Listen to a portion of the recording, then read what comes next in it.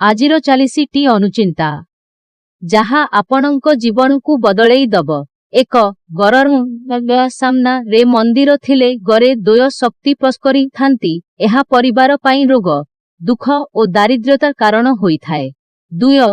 ଘର ସାମ୍ନା ରେ ବଡ଼ ଗଛ କିମ୍ବା ଖମ୍ବ ଥିଲେ ପିଲାମାନଙ୍କ ପାଇଁ ଏହା ବହୁତ ଅଶୁଭ ହୋଇଥାଏ। ତେଣୁ ଘର ସାମ୍ନା ଚିହ୍ନ କିମ୍ବା ଓ ଲେଖିବା ଉଚିତ। 3. ଘରକୁ ଆଣିବା ପାଇଁ ହେଲେ ମୁଖ୍ୟ ମୁରୁଜ ପକାଇବା ଉଚିତ ଏବଂ ଫୁଲରେ ସଜାଇବା ଉଚିତ କିମ୍ବା ଛୋଟ ଛୋଟ ଗଣ୍ଠି ଲଗାଇବା ଉଚିତ। 4. ଘର ସମ୍ମୁଖରେ ଜୋତା ଚପଲ ରଖିବା ଉଚିତ ନୁହେଁ କାରଣ ଏହା ଅଶୁଭ ଓ ଅଶାନ୍ତି କାରଣ ହୋଇଥାଏ। 5. ଯେଉଁ ଘରେ ଲୋକମାନଙ୍କ ମଧ୍ୟରେ ଛୋଟ ଛୋଟ କଥା ରେ କଳହ ଲାଗୁଥାଏ ତେବେ ଶନିବାର ଦିନ ଅଟା ପେଷି କିଛି ବୁଟ ଚୁନା ମିଶାଇ ରୁଟି କରି ଖାଇଲେ ତାହା ଦୂର ହୋଇଥାଏ। 6. ଜୀବନ୍ତ ଲୋକର ଗୋଟିଏ ଶ୍ମଶାନ ଅଛି, ତାହାର ନାମ ହେଉଛି ଆଳସ୍ୟ। ମୋ ବ୍ୟତୀତ ଅନ୍ୟ ସମସ୍ତେ ଯଦି ଏ ଦୁନିଆରେ ଅନ୍ଧ ହୋଇଥାନ୍ତେ ତାହେଲେ ଦାମିକା ପୋଷାକ ପତ୍ର, ଖଟ ପଲଙ୍କ, ବଡ଼ ବଡ଼ ଗରବାଡ଼ି ମୋର ଦରକାର ହୁଅନ୍ତା ନାହିଁ। କାରଣ ଅନ୍ୟମାନଙ୍କ ଆଖି ହିଁ ମୋତେ ବିଳାସ ବ୍ୟସନ ଆଡ଼କୁ ଟାଣି ନେଉଛି। 7. ପାପ ମୋ ନିକଟକୁ ଆସିବ ନାହିଁ ଏହିପରି ଭାବି ପାପ ପ୍ରତି ଅବମାନନା ଦେଖାଇବା ଅନୁଚିତ। ଯେପରି ବିନ୍ଦୁ ବିନ୍ଦୁ ଜଳ ପଡ଼ି ଜଳ କୁମ୍ଭ ପୂର୍ଣ୍ଣ ହୋଇଯାଏ, ସେହିପରି ପାପର ଅଳ୍ପ ଅଳ୍ପ ଆହରଣ କରି ମୂର୍ଖ ପାପରେ ପୂର୍ଣ୍ଣ ହୋଇଯାଏ। ପାପର ପଥରେ ଲୋକ ଲାଭବାନ ହୋଇପାରେ ସତ, କିନ୍ତୁ ସେ ଲାଭ ସେ ଉନ୍ନତି ମାତ୍ର କେଇଦିନ ପାଇଁ ହୋଇଥାଏ। 8. ଏହା ସତ୍ୟ ଯେ ସର୍ବଦା ସମୟ ସ୍ରୋତରେ ପାପ ମିଳାଇଯିବ। ଯାହା ନ୍ୟାୟ, ଯାହା ସତ୍ୟ, ତାହା ହିଁ ନିତ୍ୟ ରହିବ। 9. ଆପଣ ସବୁବେଳେ ଭରସା ନିଜ ଉପରେ ରଖନ୍ତୁ କାହିଁକି ନା ତାହା ସବୁଠାରୁ ଅଧିକ ଶକ୍ତିଶାଳୀ ହୋଇଥାଏ। ସେହିପରି ଅନ୍ୟ ଉପରେ ଭରସା କରିଲେ ତାହା ଦୁର୍ବଳ ହୋଇଥାଏ। ତେଣୁକରି ତ ଆପଣ ଯେତେ ଠିକ୍ ଥିଲେ ବି ତାହା କେହି ମନେ ରଖନ୍ତି ନାହିଁ, ପରନ୍ତୁ ଆପଣର କୋଉ ଗୋଟିଏ ଭୁଲକୁ ପ୍ରାୟତଃ ସମସ୍ତେ ମନେ ରଖନ୍ତି। 10. ଦୁନିଆରେ ହଜାରେ ସମ୍ପର୍କ ରଖନ୍ତୁ କିନ୍ତୁ ସେହି ହଜାରେ ସମ୍ପର୍କ ଭିତରେ ଏମିତି ଗୋଟିଏ ସମ୍ପର୍କ ବନାନ୍ତୁ ଯେବେ ହଜାର ହଜାର ଲୋକ ଆପଣଙ୍କ ବିରୋଧରେ ଥିବେ ସେତେବେଳେ ମଧ୍ୟ ସେ ଆପଣଙ୍କ ସହିତ ଛିଡ଼ା ହୋଇଥିବ। 11. ଯେମିତିକି ଆଖୁ ଅତ୍ୟନ୍ତ ମିଠା କିନ୍ତୁ ଫଳ ଫଳିନଥାଏ, ଚନ୍ଦନ ଅତ୍ୟନ୍ତ ସୁଗନ୍ଧିତ କିନ୍ତୁ ଫୁଲ କେବେହେଲେ ଫୁଟି ନଥାଏ, ପଳାଶ ଫୁଲ ଦେଖିବାକୁ ବହୁତ ସୁନ୍ଦର କିନ୍ତୁ ବାସ୍ନା ନଥାଏ, ଠିକ୍ ସେହିପରି ଏ ଦୁନିଆରେ ସମସ୍ତେ ସବୁ ଗୁଣର ଅଧିକାରୀ ହୋଇ ପାରିନଥାନ୍ତି। 12. ଏହା ନିରାଟ ସତ୍ୟ ଯେଉଁଠି ଦୟା ଥାଏ ସେଇଠି ଧର୍ମ ଥାଏ, ଯେଉଁଠି ଲୋଭ ଥାଏ ସେଇଠି ପାପ ଥାଏ, ଯେଉଁଠି କ୍ରୋଧ ଥାଏ ସେଇଠି ସର୍ବନାଶ ହୋଇଥାଏ, ଆଉ ଯେଉଁଠି କ୍ଷମା ଥାଏ ସେଇଠି ନିଶ୍ଚୟ ଭଗବାନଙ୍କ ବାସ ଥାଏ। 13. ତେଣୁ ସର୍ବଦା ନିଜର ଭୁଲ ସ୍ୱୀକାର କରିବା ଶିଖନ୍ତୁ।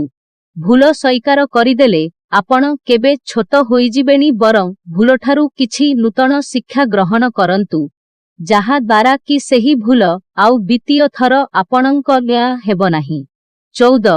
ସମ୍ମାନ ଦେବାର ଅଛି ତ ମଣିଷକୁ ଜୀବିତ ଅବସ୍ଥାରେ ଦିଅନ୍ତୁ।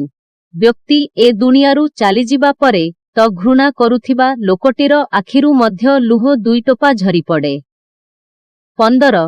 ଜୀବନରେ ଯାହାବି କିଛି ଘଟେ ଆମ ଭଲ ପାଇଁ। ଖରାପ ସମୟ ଏଇଥିପାଇଁ ଆସେ କି ଭଲ ସମୟର ମୂଲ୍ୟ ଜାଣିହେବ। ଯେତେବେଳେ ନିଜ ଲୋକମାନେ ବଦଳିଯାଆନ୍ତି ସେତେବେଳେ ହିଁ ତାଙ୍କର ଅସଲ ରୂପ ଆମକୁ ଜଣାପଡ଼େ। 16. ରକ୍ତଠୁ ବହୁତ ଦାମୀ ଅଟେ ଲୁହ, କାହିଁକି ନା ସମୟ ପଡ଼ିଲେ ରକ୍ତ କିଣି ହୁଏ କିନ୍ତୁ ଲୁହ ନୁହେଁ।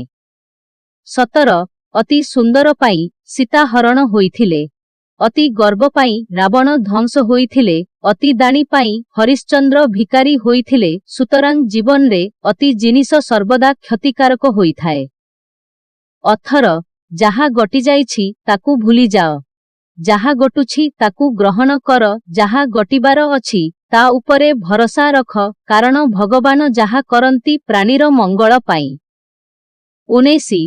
କେବେ କୌଣସି ଜିନିଷର ଗର୍ବ ଆସିଗଲେ ଶ୍ମଶାନ ଆଡ଼େ ଟିକିଏ ବୁଲି ଆସିବ, ତୁମଠୁ ମଧ୍ୟ ଭଲ ଭଲ ଲୋକ ସେଠାରେ ପାଉଁଶ ହୋଇ ପଡ଼ିଛନ୍ତି। 20.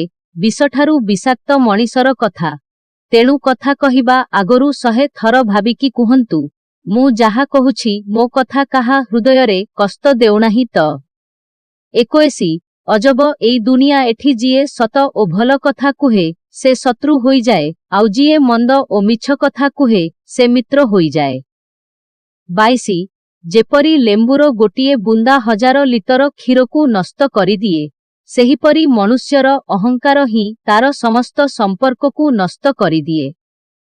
23 ଅନ୍ୟର ସଫଳତାକୁ ଦେଖି ଈର୍ଷା କରୁଥିବା ମଣିଷ ତା ଜୀବନରେ କେବେ ସଫଳତାର ସ୍ୱାଦ ଚାଖିପାରିନଥାଏ। 24 ସଫଳତମ ବ୍ୟକ୍ତି ସବୁବେଳେ ଦୁଇଟି କଥା ନିଜ ଓଠରେ ରଖିଥାନ୍ତି ଗୋଟିଏ ହେଲା ନୀରବତା ଆଉ ଗୋଟିଏ ହେଲା ସ୍ମିଟହସ୍। ସ୍ମିଟହସ୍ ସବୁ ସମସ୍ୟାର ସମାଧାନ କରିଦିଏ ଓ ନୀରବତା ସବୁ ସମସ୍ୟାକୁ ନିଜଠାରୁ ଦୂରେଇ ଦିଏ।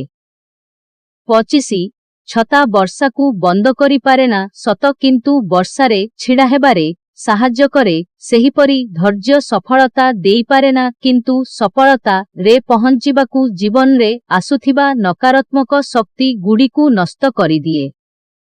26 ସକାଳ ତାଙ୍କ ପାଇଁ ହୋଇନଥାଏ ଯିଏ ଜୀବନରେ କିଛି ପାଇବାର ଆଶା ଛାଡ଼ି ଦେଇଛନ୍ତି ସକାଳ ତ ତାଙ୍କ ପାଇଁ ହୋଇଥାଏ ଯିଏ ବାରମ୍ବାର ପରାଜୟ ହେଲା ପରେ ବି କିଛି ନୂଆ ପାଇବାର ଆଶା ରଖିଥାନ୍ତି।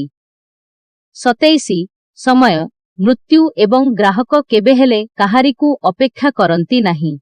ପ୍ରତ୍ୟେକ ବ୍ୟକ୍ତିଙ୍କ ଜୀବନରେ ବାପା ମା ଏବଂ ଯୌବନ ଥରେ ହିଁ ମିଳେ। ଧନ ଭୋଜନ ଏବଂ ସ୍ତ୍ରୀ ଏମାନେ ସର୍ବଦା ପରଦା ଭିତରେ ରହିବା ଯୋଗ୍ୟ। କୁସଙ୍ଗ ସ୍ୱାର୍ଥ ଏବଂ ନିନ୍ଦା ଏସବୁଠୁ ଯଥା ସମ୍ଭବ ଦୂରେଇ ରହିବା ଉଚିତ। କାମ ଲୋଭ ଏବଂ ମଣ ଏମାନଙ୍କ ଉପରେ ସର୍ବଦା ଆୟତ୍ତ ରଖିବା ଉଚିତ। ଈଶ୍ୱର ପରିଶ୍ରମ ଏବଂ ବିଦ୍ୟା ଏଥିରେ ସବୁବେଳେ ମନ ଲଗାଇବା ଉଚିତ। 28 କ୍ଷଣ ଦାୟିତ୍ୱ ଏବଂ ରୋଗ ଏହାକୁ ଭୁଲିବା ଉଚିତ ନୁହେଁ। ବାଳକ ଭିକାରୀ ଓ ପାଗଳ ଏମାନଙ୍କୁ ସର୍ବଦା ଦୟା କରିବା ଉଚିତ। ବାପା ମା ଏବଂ ଗୁରୁ ଏମାନେ ସର୍ବଦା ପୂଜ୍ୟ ତେଣୁ ଏମାନଙ୍କୁ ଜୀବନରେ କେବେ ବି ଋଣ ଶୁଝା ଯାଇପାରେନା।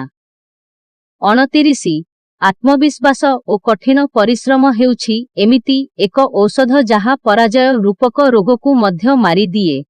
ପାହାଡ଼ ତଳକୁ ଖସିଯାଇଥିବା ବ୍ୟକ୍ତି ହୁଏତ ଉଠି ଠିଆ ହୋଇପାରେ କିନ୍ତୁ ଥରେ ନଜରରେ ତଳକୁ ଖସିଯାଇଥିବା ବ୍ୟକ୍ତି କେବେ ହେଲେ ଉପରକୁ ଉଠିପାରେ ନାହିଁ। 30 ଏହି ଦୁନିଆରେ କେହି କାହାର ନୁହେଁ। ସମସ୍ତ କେବଳ ନିଜ ଆବଶ୍ୟକ ପାଇଁ ସମ୍ପର୍କ ଗଢ଼ିଥାନ୍ତି ଆବଶ୍ୟକ ପଡ଼ିଲେ ଭୁଲି ଯାଆନ୍ତି।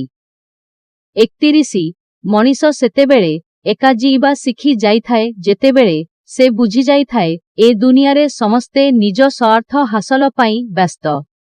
32 ମିଛ କହୁଥିବା ମଣିଷଟି ସବୁବେଳେ ମଧୁର ଶବ୍ଦର ବ୍ୟବହାର କରିଥାଏ ଓ ଉଚ୍ଚସ୍ୱରରେ କଥା କହିଥାଏ କିନ୍ତୁ ସତ କହୁଥିବା ମଣିଷଟି ସବୁବେଳେ ନୀରବ ରହିବାକୁ ହିଁ ଶ୍ରେୟସ୍କର ମଣିଥାଏ। 33 ମନର ଭାବନା ସୁନ୍ଦର ହେଲେ ସାରା ସଂସାର ହିଁ ସୁନ୍ଦର ଲାଗିବ। 34 କାହାକୁ କେବେବି ଅତି ଆପଣାର ଭାବିବା ବି ଠିକ୍ ନୁହେଁ କାରଣ ଅତି ଆପଣାର ହିଁ ଦିନେ କଷ୍ଟର କାରଣ ହୋଇଯାନ୍ତି। 35 ପରମ ଶତ୍ରୁ ଯଦି ତୁମ ପାଖରେ ଶରଣ ପଶିଲା ତାହେଲେ ଜାଣିରଖ ଭବିଷ୍ୟତରେ ସେ ତୁମର ବଡ଼ ଅନିଷ୍ଟ କରିବ। 36 ହସ୍ ଏମିତି ଏକ ଜିନିଷ ଯାହା ବିନା ମୂଲ୍ୟରେ ମିଳିଥାଏ। ହସ୍ ବାଣ୍ଟିଲେ ହସ୍ କେବେ କମି ନଥାଏ ବରଂ ଆପଣଙ୍କ ଠାରୁ ହସ୍ ପାଇଥିବା ଲୋକଟି ସବୁବେଳେ ଆପଣଙ୍କୁ ମନେ ରଖିଥାଏ। 37 ବାପା ମାଙ୍କର ସର୍ବଶ୍ରେଷ୍ଠ ସମ୍ପତ୍ତି ନିଜ ସନ୍ତାନର ଖୁସି ଏବଂ ସନ୍ତାନର ସର୍ବଶ୍ରେଷ୍ଠ କର୍ତ୍ତବ୍ୟ ବାପା ମାଙ୍କ ସେବା।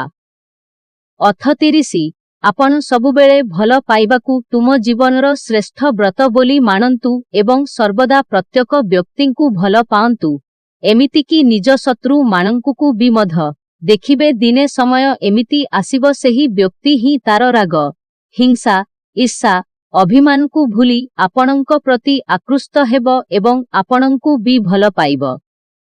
39 ଜୀବନରେ ନିଜ ଖୁସିକୁ ଅନ୍ୟମାନଙ୍କ ସାଥିରେ ବାଣ୍ଟିବା ହିଁ ସବୁଠୁ ବଡ଼ ସେବା। ଯେ ପର୍ଯ୍ୟନ୍ତ ଆପଣଙ୍କର ନିଜ ସମସ୍ୟା ଓ ଦୁଃଖର କାରଣ ଅନ୍ୟକୁ ନ ଜଣେଇଥାଅ ତେବେ ଜାଣିନିଅ ଆପଣଙ୍କ ସମସ୍ୟା ଓ ଦୁଃଖ କେବେ ବି ଦୂର ହେବ ନାହିଁ। 40 ଭଗବାନ ଆମକୁ ହାତ ଦେଇଛନ୍ତି ଲେଖିବାକୁ ଏମିତି ଲେଖନ୍ତୁ ଯେମିତି ତାକୁ ପଢ଼ି ଶତ୍ରୁ ବି ତୁମକୁ ପ୍ରେମ କରିବ ଆଉ ସେ ଆମକୁ ମସ୍ତିଷ୍କ ଦେଇଛନ୍ତି ବିଚାର କରିବାକୁ ତେଣୁ ଏମିତି ବିଚାର କରନ୍ତୁ ଯେ ଯେମିତି ଦୋଷୀ ବି ଅନୁତାପର ଅଶ୍ରୁ ଝରାଇ ସୁଧୁରି ଯିବ ସେହିପରି ଆମକୁ ମନ ଓ ହୃଦୟ ଦେଇଛନ୍ତି ଭଲ ଚିନ୍ତା କରିବାକୁ। ତେଣୁ ଏମିତି ଚିନ୍ତା କରନ୍ତୁ ଯେ ଯେମିତି ପ୍ରତିଟି ପ୍ରାଣୀର ମଙ୍ଗଳରେ ଏ ଧରା ନାଚି ଉଠିବ। ତେବେ ଯାଇ ସିନା ଆମ ମଣିଷ ଶବ୍ଦର ମାନ ମର୍ଯ୍ୟାଦା ରଖିପାରିବା।